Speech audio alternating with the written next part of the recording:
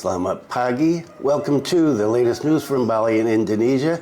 This is August 17th, 2022, and it is Independence Day in Indonesia. And my name is Bruce. What is the weather like today? It is 27.9 degrees Celsius at 8 a.m. and the humidity 59% and wind speed 7.4 kilometers per hour, and it is a cloudy day, but it is starting to look better, and that's good because I've got a lot of stuff to do today, and so gonna make this as short as possible so I can get into some of the other things I have to do. No new numbers today from yesterday because this is a holiday in Indonesia, and so we're taking the numbers from Monday. So of course they're going to be a little smaller, a little lower than usual. National new cases, 3,588. National recoveries, 4,508. National deaths, 26, up a little bit from the other day. Bali new cases, 77, way down from the other day, almost half. Bali recoveries, 203, and Bali deaths, 6. The weekly positivity rate, up a little bit, 11%.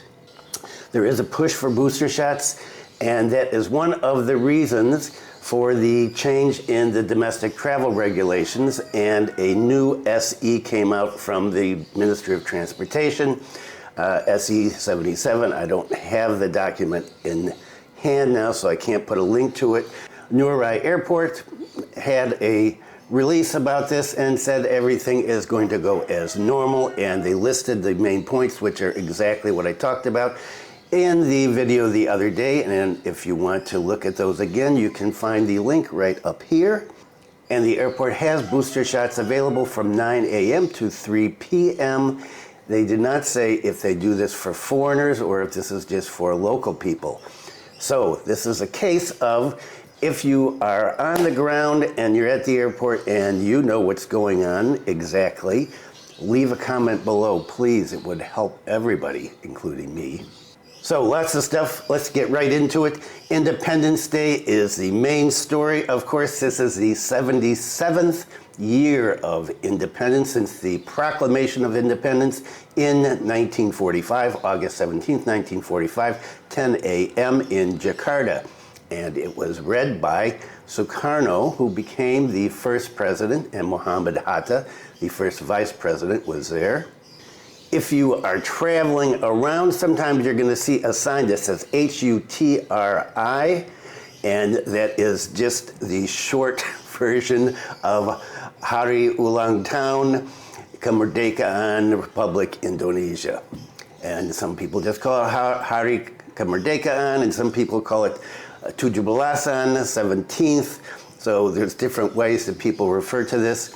Now, the Proclamation of Independence was issued once the leaders of the independence movement found out that Japan had officially admitted defeat in World War II. There was a lot of stuff going on then. The leaders, including Sukarno and Muhammad Hatta, were being very cautious about this. The youth groups called Pemuda were much more aggressive and wanted to do it. And it's a fascinating story. If you want to know more about Indonesian history, you should read it. So the proclamation was done on the 17th, 1945. But the Dutch didn't officially recognize Indonesian independence until 1949, December 1949. There were 4 years of very bitter fighting that went on, including the Battle of Surabaya, one of the big battles, and that in itself is an interesting story. So if you want to learn more about Indonesian history, this is a good place to start. Well, modern Indonesian history. One of my favorite books by Benedict Anderson, Java in a Time of Revolution, Occupation and Resistance, 1944 to 1946. I do have a copy of that, an old original copy, and I'm sure you can find it somewhere. If you're in Bali, you might want to check down at my favorite bookstore in Ubud, Ganesha Bookstore, on the main road, Jalan Raya Ubud, and see if they have it there. And if they don't have it, they'll probably be able to tell you where you can get it. Okay, so Independence Day again. Wow. Time moves quick. And this is also, for me, a special day because this is the first day I entered Indonesia and started living here back in 1989. So 33 years for me today. Other main story, every story is main today. Other main story, Bali develops intelligence transportation system. Congestion in Canggu, Seminyak, Kuta will be resolved. If you've been here for a long time, or even if you're a tourist and you've only been here for a few days, you know traffic can be terrible down in the south. It's been going on for a long, long time. Bali Governor Wayan signed a memorandum of understanding between the Bali provincial government and Intelligent Transport System Indonesia, ITS Indonesia, on Saturday, the 13th. The signing of this MOU is related to the commitment to develop an intelligent transport and tourism system in Bali province. According to the governor, this is a step forward in realizing a new order in the transportation system on the island of the gods. After the G20 event, the governor said that there are going to be a number of international agendas in Bali, and therefore a modern transportation system needs to be created. He said, so the G20 itself has provoked a number of international events to Bali, so the need for good transportation and infrastructure is very important. Of course it is. And one of the iconic photos of New Bali and Canggu is that shortcut with hundreds of motorcycles and cars there and people driving off the road, or whatever that thing is called, into rice paddies. Wow. And so this is going to fix all of this. The governor said we'll start to be able to handle the traffic jams in the south so that the international community visiting Bali, which I believe will continue to increase after G20 and the end of the pandemic, will be more comfortable. The governor said that even though the area of Bali is relatively small and the population is only around 4 million, it's around 4.5 million, Bali has a strong aura, he said, a strong attraction, so that it becomes a major world tourism destination. He said if the situation is normal, right, going back to pre-pandemic days, 6.3 million foreign tourists come and 10.5 million domestic tourists. So we take our 4.5 million and we add another 17 million more or less, and you get traffic jams. The problem, the governor said, is that the Bali provincial government has not had infrastructure and transportation designs to support the activity of local communities and tourists for modern standards, because he said Bali is mostly crossed by small and traditional roads. The governor continued that Bali was very late in building transportation and infrastructure, and therefore he's starting aggressively to build the infrastructure in order to meet the convenience and smoothness of transportation services, and he's compiled a master plan, and it is starting. The governor noted that infrastructure in Bali is not by design, but by accident. Right, it just goes, they build something here, they build something there, it's all ad hoc. He said due to necessity, for example, during the APEC event, there was an expansion of the airport, toll roads on the water, then the World Bank, the IMF. So as each international event happens, there's more building coming on, and of course, we know that that's happening here because of G20. And so he said the development is partial and sporadic, it's not harmonious, it's not integrated. Therefore, the governor concluded the Connected and Integrated Land, Sea, Air Infrastructure Master Plan was built to boost several vital infrastructure projects, such as the shortcut connecting Bali, North Bali to South Bali, and that is planned to be completed next year in 2023. I thought it was going to be done in November of this year. And then there are ports being built, so a lot of infrastructure happening. And of course, you got that toll road. It's going to be going on from Gilimanuk to Mengwi. Will traffic jams become a thing of the past in the coming future? I hope so. We'll just have to wait and see. And here's a follow-up to the story that I had in the last video about the police chief saying they're going to shoot criminals that keep preying on foreigners, well, and others. Foreign tourist specialist robber in Sanur, South Denpasar. So the chief promised to take firm action against perpetrators of crime in Bali. And it was proven. You can see in the video, the guy's leg is bandaged up. A foreign tourist specialist snatcher was shot in the right leg by a member of the South Denpasar police. The South Denpasar police chief explained that the perpetrator was arrested for snatching a bag and some other things from a French tourist, and this happened in Sanur around the 9th. The perpetrator took the action last Tuesday, the chief said, around 10:45 WITA. So what was happening is the foreigner was out riding a bike, put her bag in a basket on the front, not a wise thing to do, and the perp came by on a motorbike and snatched it. But she went right to the police and reported it, and so they were on action right away. The police finally tracked the perp down on the 13th, this past Saturday, and he was arrested in Sesatan, South Denpasar. During the arrest, he tried to flee. Never smart to try to flee from the police here, because you know they're going to shoot you in the leg.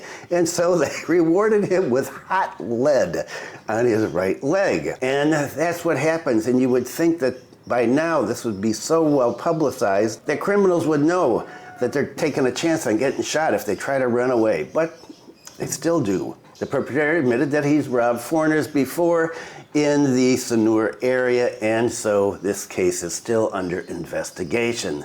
And so the police chief is making good on his word the other day and keeping things safe, let's hope. Putri Koster, tourism is for culture, not the other way around. So the Nusantara Festival opened up recently at the Garuda Wisnu Kanchana Cultural Park, and she was there for the opening. She said this is a great opportunity for artists to work together and show the world after being closed down for 2 years and not having anything going on. She said that every festival held at GWK, especially dance festivals, should still consider the types of dances that exist in Bali. As is well known, Balinese dances are divided into 3 types, namely Wali, Babali, and Bali Balihan. Dances. Wali dances are sacred dances intended for religious ceremonies. Babali dance is semi-sacred dance that can be used for religious ceremonies and purposes.